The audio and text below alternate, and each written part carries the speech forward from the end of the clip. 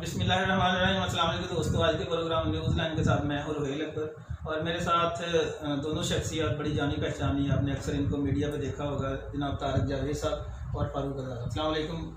वालेकुम सलाम सर।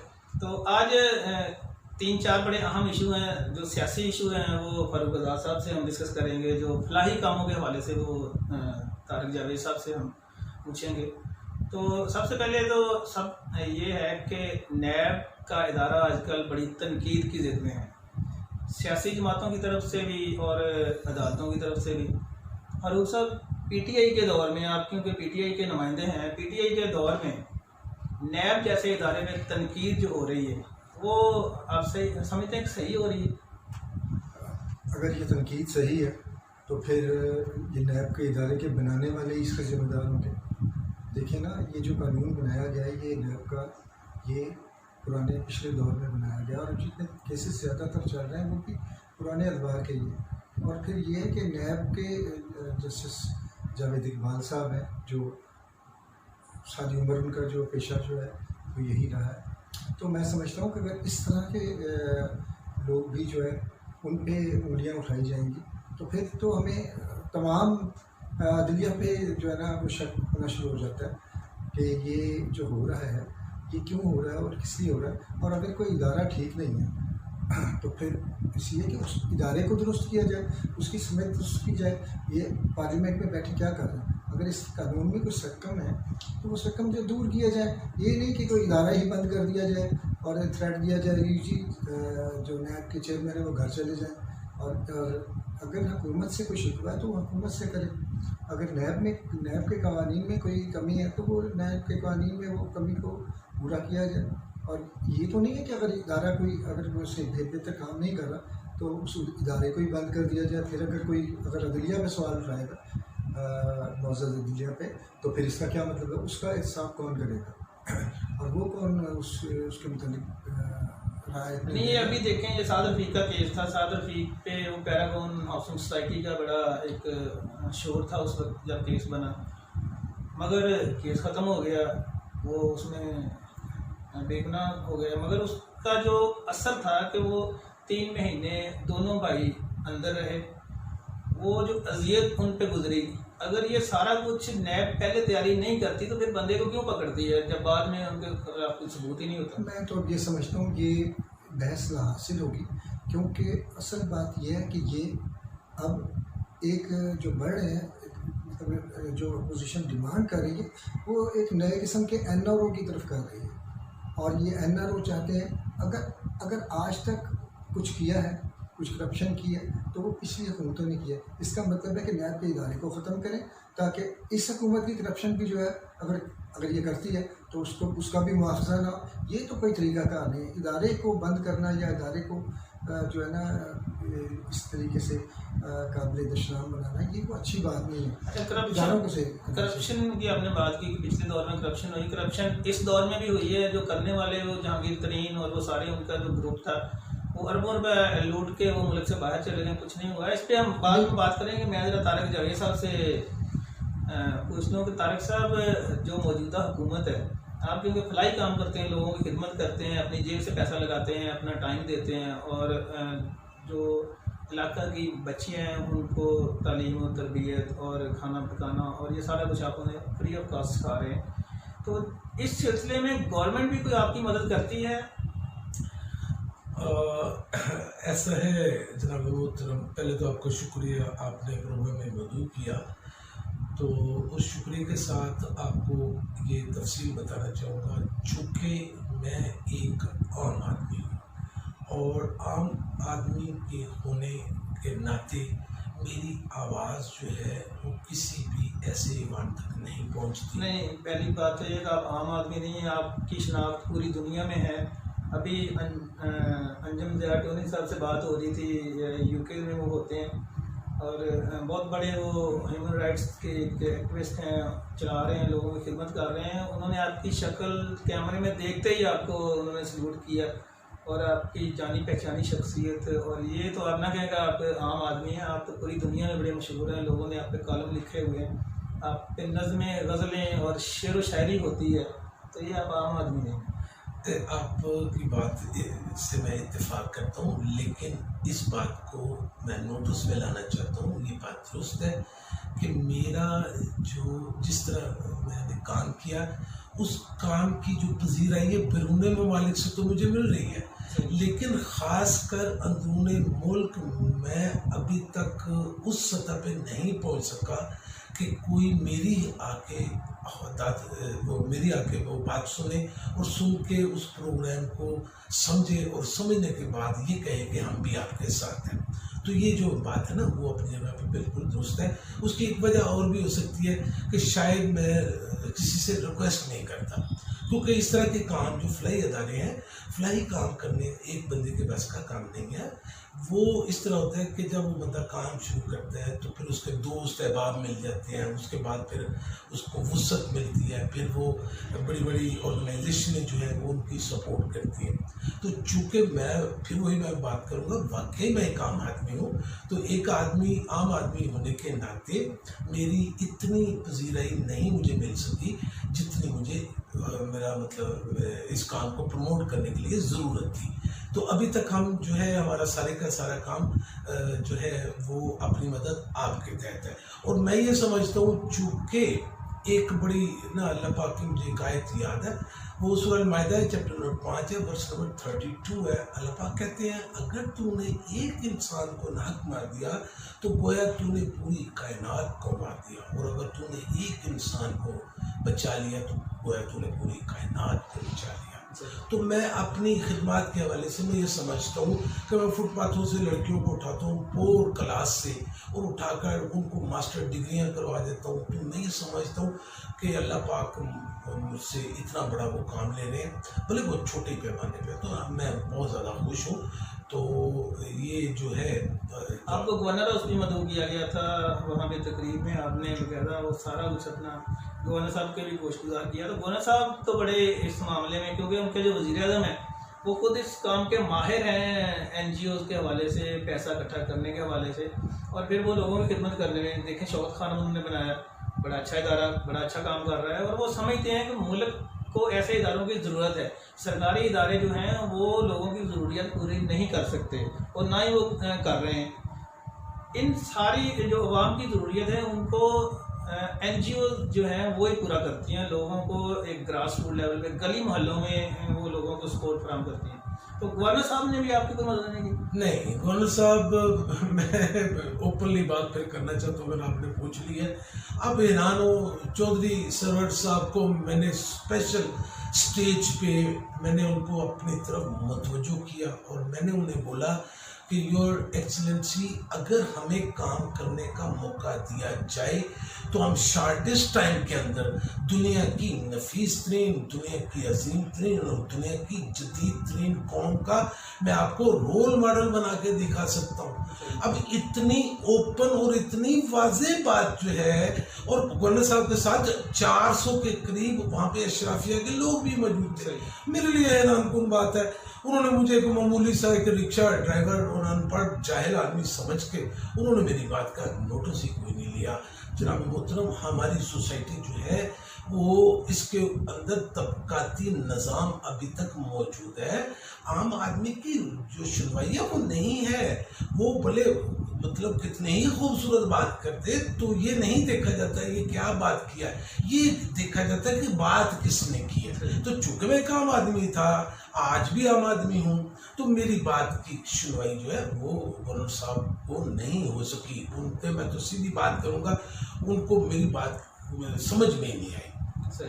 अच्छा फारूक साहब, अभी आपने कहा था पिछली गवर्नमेंट ने करप्शन की, जो इस दौर में करप्शन हुई वो तो सामने आ गई है, साबित भी हो गई है, और उस पर कोई एक्शन नहीं है आपकी गवर्नमेंट ने। देखिए, मैं वही दोबारा बात करता हूँ कि ये जो फरसुदा निज़ाम जमहूरियत हमारे यहाँ चल रहा है, जिस तरीके से चल रहा है, और ये जो फरसुदा निज़ाम कानून और अदालत की जो चल रहा है, ये अब इस मुल्क के तकाज़ों के साथ मैच नहीं करता। इस वक्त मुल्क को नए कवानीन की ज़रूरत है। अब देखें कि हमें नहीं मालूम, सारी पाकिस्तानी कौम को मालूम है, और सारी पाकिस्तानी कौम जानती है कि जुल्फ़िकार अली भुट्टो ने करप्शन नहीं की, नवाबजादा नसरुल्लाह साहब थे, और बहुत से लोग हैं जिन्होंने करप्शन नहीं की, और उन पर कभी भी एक पाई का भी जो है ना करप्शन का इल्ज़ाम ही लगा, बल्कि नवाबजादा नसूरा साहब से एक दफ़ा जब कहा गया कि आपका हिसाब होने वाला और आपसे पूछा जाएगा, तो उन्होंने कहा था हम खस्ता तनों से बहुत ही सबो क्या माल मनाल का पूछते हो, जो उम्र से हमने भर पाया वो सामने लाए देते हैं, दामन में है मुश्ते खाके जिगर, शीशे में है खूने हसरत में, लो हमने दामन झाड़ दिया, लो जाम उल्टाए देते हैं। तो उन पर कोई करप्शन ना साबित हुई, ना किसी की दोबारा जरूरत हुई कि उन पर कोई करप्शन का इल्ज़ाम लगा। तो ये जब तक ये हमारा निज़ाम हुकूमत ये नहीं, मैं कहता हूँ कि जब इंसाफ आएगा ना तो हर बंदा मुतमईन होगा। तहरीक इंसाफ मैं कहता हूँ कि ये मैं समझता हूँ कि आखिरी उम्मीद है। अगर इसके दौर में भी करप्शन का ख़ात्मा ना हुआ ना तो फिर ये मुल्क जो है फिर दुनिया के करप्ट ममालिक में शुमार हो जाएगा, क्योंकि इन्होंने एक बेड़ा उठाया है कि इस करप्शन को ख़त्म करना है। और अगर ये ना कर सके तो फिर आप समझें कि फिर हर शख्स को चाहिए कि फिर वो करप्शन शुरू कर दे, क्योंकि इस मुल्क में ना पूछा भी नहीं जाएगा जब एहतसाब का कोई इदारा ना होगा। और जब क्यों पेश आई थी ज़रूरत, यही तो मैं कहता हूँ अदालतों ने पहले क्यों इंसाफ नहीं दिया कि ये एक नया इदारा जो है बनाने की ज़रूरत पड़ी। तो यही बात है कि, लेकिन मैं फिर वही बात कहूँगा कि ऐसे मामला में जहाँ वाइट कॉलर क्राइम होता है तो हम ये कह सकते हैं कि हमको शाहों से अदालत की तवक्को तो नहीं, आप कहते हैं तो जंजीर हिला देते हैं। हाँ जी बिल्कुल ठीक है। अच्छा फारूक साहब ये बताएं कि आप कह रहे हैं कि ये जमहूरियत एक फरसुदा निज़ाम है, तो क्या आप सदारती निज़ाम के हक़ में हैं, मार्शल लॉ के हक़ में हैं, फौजी निज़ाम के हक़ में हैं? कौन सा निज़ाम जो मुल्क के निज़ाम में जमहूरियत है, लेकिन उसे जमहूरी तरीक़ाकार से जो जमहूरियत जो सही जमहूरियत की रूह वो ये गुज़िश्ता 73 साल में तो जमहूरियत नहीं आई सारी। अगर ये जमहूरियत के शक्ल में जो हम पे मुसल्लत होते रहे हैं वो भी आमरीत थी ना। एक वज़ीर वो अपनी मर्ज़ी से सारी काबीना बनाता है, वो किसी MP MNA को कोई ख़ास अहमियत नहीं देता, नहीं कराता, जो उसकी मर्ज़ी है। किसी MPA को बुला ले मुलाकात हो जाए, वरना मिनिस्टर भी पिछले दौर में मुलाकात को तरफते थे कि हमारी शिकायत की मुलाकात हो जाए। पार्लियामेंट्स जो आप चुनते हैं लोग, इनके चुनाव जैसे किया जाता है और फिर ये जाके जो है ये करोड़ों रुपए लगा के वहाँ पे आते हैं, तो फिर उन्होंने क्या करना है, वो अपने ये तो बिज़नेस कर रहे होते हैं जो भी आज तक पाकिस्तान में जिस तरीके से गए। तो ये तरीक़ाकार इंतखाब का भी गलत है, और इसमें आम आदमी तो इलेक्शन लड़ ही नहीं सकता। इलेक्शन को एक इतना बड़ा वसी कारोबार बना दिया गया है कि वो आम आदमी अफोर्ड ही नहीं कर सकता कोई कि वो सोचे कि वो इस इलेक्शन को लड़ेगा और जाके फिर पार्लियामेंट में जाएगा और फिर पार्लियामेंट में जाके अपनी ही तनख्वाहें नहीं बढ़ाएगा, और अपनी जो है अरबों रुपए का खर्च होता है पार्लियामेंट में, अरबों रुपए का खर्च होता है सरकारी गाड़ियों के तेल में, अरबों रुपए का खर्च होता है सफ़र की मद में और उनके फ़ोन की मद में। और तो ये चीज़ें जो है ना, जब तक सही तरीके से इस मुल्क को इन चीज़ों से छुटकारा नहीं मिलेगा तो कभी भी ये जो है ना इस आम आदमी जो है वो अपने पाकिस्तानी गरीब आदमी जो है वो तरक्की नहीं कर सकता। और ये बहुत महंगाई तो है इसीलिए बढ़ती है कि यहाँ पे इस तरीके से लोग नाजायज़ मुनाफाखोरी कर रहे हैं। अवाम भी उसमें मुजरिम है, अवाम कहीं कम नहीं है। आप देखें जब कोरोना आया तो आप दवाइयों की कीमत देख लें, जो दवाइयाँ ज़रूरी थी उनकी कीमतें कहाँ से कहाँ चली गई। एक 10 रुपये की 20 रुपये की टैबलेट जो है वो 100 रुपये से ऊपर 200 से ऊपर जाएगी।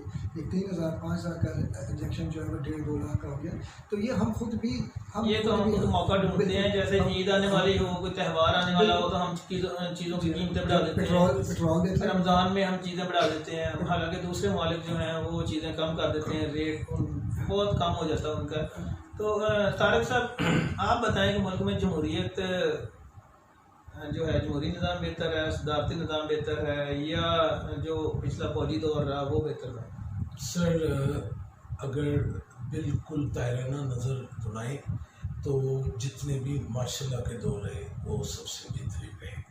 उसमें स्टेबिलिटी रही, उसमें करेंसी डाउन नहीं हुई, उसमें जो अमन अमान के मामला थे वो तकरीबन जमहूरी हुकूमतों से ज़्यादा बेहतर थे। जमहूरी हुकूमत सबसे बेहतर होती है, इसमें कोई दो राय नहीं है। अल्लाह रब्बुल इज़्ज़त ने इसका कुरान पाक में अंदिया दिया, सूरह तौबा चैप्टर नंबर 76 वर्स नंबर 1, 2, 3। हमने तुम्हें पैदा किया, तुम्हें आँख दी, तुम्हें कान दिया, तुम्हें ज़ुबान दी, तुम्हें दिल दिया। अब तुम्हारी मर्जी है कि तुम कबूल करो या ना शुक्री करो। तो रब्बे काबा ने एक फ़िलॉसफी किताब अल्लाह में बता दिया और उसका नाम है जमहूरियत। अल्लाह पाक ने भी कोई कदगन नहीं लगाई इंसान के ऊपर। तो सबसे बेहतरीन निज़ाम जो है जमहूरियत है, और पूरी दुनिया की तारीख उठा के देखें तो जमहूरियत में ही उन लोगों ने तरक्की की है। जो जैसे अभी साहब ने बात की, फारूक साहब ने, कि है क्या, ये वोट लेकर थोड़ा आते हैं, ये वोट छीन कर आते हैं, वोट खरीद कर आते हैं। तो सर जितनी इन्वेस्टमेंट उन्होंने की होती है वो उतनी इन्वेस्टमेंट जो है उन्होंने निकाल ली होती है। तो जी, तो हमारे यहाँ साहब ने जो बात की कि हमने जमहूरियत को बिजनेस बना लिया है, तो जब तक ये बिजनेस रहेगा सर उतनी देर तक इस मुल्क की खुशहाली जो है इसका मुकद्दर नहीं बन सकती। नहीं तो ये निज़ाम जो है दुनिया का सबसे खूबसूरत निज़ाम है जमहूरियत। अच्छा तारिक साहब, आपकी जो उंगलियां हैं ना वो गरीब आवाम की नब्ज़ पे होती हैं, क्योंकि आप उनके लिए काम करते हैं, उनसे मिलते हैं, उनसे मामलात आपके चलते हैं, उनको आप तालीम देते हैं, उनको शऊर देते हैं। और इस वक्त जो हमारा एक तो मिडिल क्लास है ना, एक लोअर मिडिल क्लास है। जो लोअर मिडिल क्लास है उसकी क्या सूरत हाल है? 2 साल इस गवर्नमेंट को हो गया, 2 सालों में उनकी बेहतरी के लिए कुछ काम हुआ? नहीं सर, बिल्कुल कतई तौर पे भी 0.0% भी उनकी बेहतरी के लिए काम नहीं हुआ, बल्कि उनका मुआशी कत्ल हो चुका हुआ है। क्यों कि रिसोर्सेज वहीं के वहीं हैं, और जैसे डॉलर बढ़ता है उसी तरह महंगाई बढ़ती है। ये कागजों में अदारा शुमारियात को 10-15% शो कर रहा है, 10% शो वो महंगाई नहीं है, महंगाई उससे कहीं आगे निकल जा चुकी हुई है। रिसोर्सेज लिमिटेड है, और उन्हीं रिसोर्सेज के अंदर रहकर पहले वो 3 टाइम का खाना खा लेते थे, अब वो मजबूर और बेबस हुए हैं 2 टाइम का खाना खाने के लिए। ये हकीकतें हैं, चूँकि हम काम ही पोर क्लास में करते हैं और लोअर मिडिल क्लास में करते हैं, तो लोग आके जब हमें बात बताते हैं तो आंखों से आंसू निकल आते हैं। हम बोलते हैं किचन हाजिर है, जाके अपना खाना बनाओ और अपना पेट भर के खाना खाओ। मतलब वो अगर कोई ठीक से चीज़ ना हो तो मैंने अचार की बाल्टी ला कर रखी है कि अपना आए रोटी पकाएं और अचार के साथ। पर साहब, तारिक साहब ने जैसे कहा कि 2 साल में मुआशी कत्ल हुआ, आपकी पीटीआई गवर्नमेंट के जो दावे थे वो कहाँ गए? 2 सालों में लोग मरना शुरू हो गए। कौमी नौयत के काम हो रहे हैं, दयामी भाषा रहे हैं। ये देखें, ये इमरान खान बना रहा है, ये हुकूमत बना रही है, और इसकी मुखालफत 5th कॉलमिस्ट और आपका मीडिया, जो बिका हुआ मीडिया, जो यहूदी लॉबी है, वो इसकी सख्त मुखालफत कर रहे हैं कि देखें ये तो फॉल्ट लाइन के ऊपर है, जल्जला आ सकता है, ये डैम तबाह हो सकता है। देखें ये तो डिस्प्यूटेड एरिया पे है, कश्मीर का एरिया है, गिलगित बल्तिस्तान, भारत एतराज़ कर रहा है। देखें ये लोग जो यहाँ पे बैठ के ऐसी बातें करते हैं ना, वो इस मुल्क को कौन को नुकसान। भुट्टो ने भी कहा था कि हम घास खाएंगे, एटम बम बनाएंगे। तो अगर इस कौम ने तरक्की करनी है तो उन्हें ये चीज़ें जो है नहीं, ठीक है, वो बात आपकी ठीक है कि ये तरक्याती काम जो है वो इस गवर्नमेंट ने शुरू किए, बड़ा अच्छा। मगर मेरे कहने का मकसद ये है कि जो इन 2 सालों में गरीब आदमी का मुआशी कत्ल हुआ, जिन्होंने वोट दिए इमरान खान को, इमरान खान ने जो वादे किए थे इलेक्शन से पहले, वो वादा अभी तक गरीबों के लिए कोई एक भी पूरा नहीं हुआ। दौर ही इमरान खान के पास जब आया, क्राइसिस का दौर है, कोविड-19, या आप इसे एक मामूली को बात समझ रहे हैं। इसमें 1920 में इसमें सिर्फ बड़े सगीर यानी पाकिस्तान हिंदुस्तान के एरिया, इसमें 2 करोड़ लोग हलाक हुए थे। आप समझें कि ये अगर पाकिस्तान इसके खिलाफ जंग लड़ रहा है तो ये बहुत बड़ी जंग है। और मैं समझता हूँ कि ये पूरी दुनिया इसमें ये जंग लड़ रही है, और वो सारे स्टेबल हैं अपने नहीं कोई। अब भारत में देख लें पेट्रोल के रेट कहाँ चले गए। ये हमारे यहाँ अभी भी सस्ते हैं पैसे के एक्सचेंज के तनाजुर में। तो मैं समझता हूँ कि यहाँ पे ये जो अभी तक हम सर्वाइव कर रहे हैं और हम बैरूनी कर्जा भी वापस कर रहे हैं, जो जिसका हुजूम कम हुआ है, तो मैं समझता हूँ कि ये एक बड़ी इस हुकूमत की एक बड़ी जो है ये फतह है कि ये इन हालात में भी जो है ना इस पाकिस्तान को अभी तक चला रहे हैं। और इसमें यह कि मैं समझता हूँ कि और एक्सपेंडिचर कम करने की ज़रूरत है। जो गैर ज़रूरी अखराजात हैं ना उसे कम किया जाए, क्योंकि गैर ज़रूरी अखराजात तब होते हैं जबकि MNA MPs और वज़रा को फ़ायदा पहुँचाया जाता है। हर दौर में ऐसा होता है। तो जब ये गैर ज़रूरी अखराजात कम होंगे तो पाकिस्तान इंशाल्लाह अपनी तरक्की की राह पे गामज़न होगा। आप देखें फारूक साहब के, इमरान खान साहब के जितने भी एडवाइज़र हैं वो तकरीबन सारे बाहर की नेशनलिटी होल्डर हैं, वो बाहर से आए हैं। जो बंदा बाहर रह के सारी उम्र उसने बाहर गुजारी, वो पाकिस्तान की अवाम के मसाइल को क्या समझता मैं होगा? कहता हूँ कि पाकिस्तान के मसाइल को तो सारे पाकिस्तान में ऐसा कोई बंदा नहीं है जो इमरान खान के साथ है, जो उसकी पार्टी में कोई ऐसा बंदा अगर नहीं है। MNAs ही पाकिस्तानी हो जाएं तो सारा काम हल हो जाएगा। मुझे तो ये लगता है कि ये MNAs भी जो है ना, ये किसी और के इशारे पे जो काम करते हैं। तो ये देखें, अगर जो अपोजिशन की जमातें हैं मुत्तहिद होती हैं तो क्या उन पे गवर्नमेंट पे इतना दबाव नहीं डाल सकती कि वो गलत कवानीन जो है उन्हें ठीक करें, क्योंकि सभी इस हमाम में रंगे मीठा मीठा हाथा कड़वा कड़वा धो।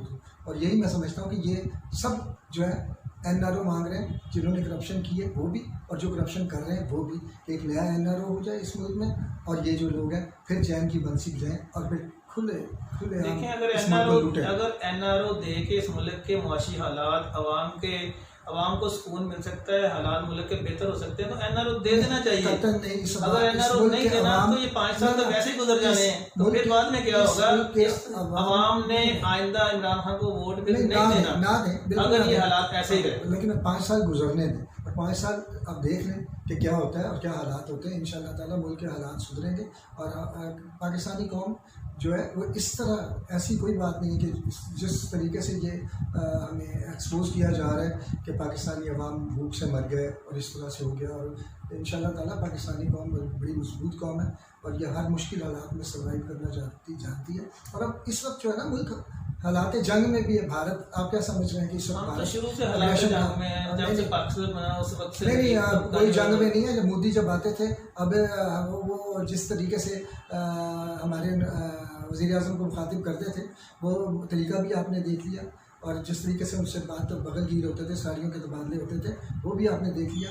और अब आप देख रहे हैं कि किस तरीके से हमारी हुकूमत, हमारी अफवाज भारत को मुंह तोड़ जवाब दे रही है। और इस वक्त जंग का सीज़न शुरू होने वाला है। इस वक्त आप देखें कि भारत और चीन के दरमियान जो गलवान घाटी में झड़प हुई है, और उसके बाद फिर जो लद्दाख है, फिर जो उन्होंने दौलत बेग ओल्डी रोड जो बना ली है, जो बिल्कुल उनके सबसे ऊंचे, बल्कि दुनिया के सबसे ऊंचे एयरपोर्ट जो 16,000 फीट की बुलंदी पर वहाँ तक पहुँचाना चाह रहा है, तो उसके मुकाबले में हमें भी जो है ना एक पूरी तैयारी के साथ जाना पड़ रहा है। और अब फ़ौजों की नकलो हरकत पे और नए हथियार देखें ना, चीन के साथ भारत क्यों नहीं मुकाबला कर रहा है इस वक्त?